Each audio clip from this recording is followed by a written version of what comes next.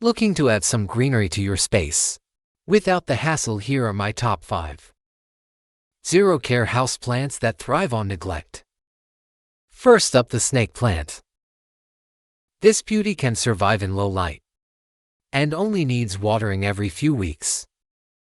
Perfect for those who forget to water. Next, we have this easy plant. With its glossy leaves, it's not just a pretty face. It can handle low light and drought like a champ. Third is the pothose. This vine is a superstar at purifying the air and can grow in almost any lighting. Just give it a drink when the soil is dry. Fourth, meet the spider plant.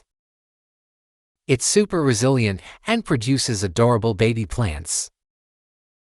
Just let it dry out between waterings.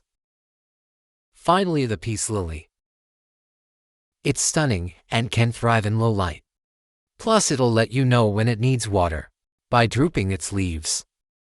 These plants are perfect for anyone wanting a touch of nature without the commitment.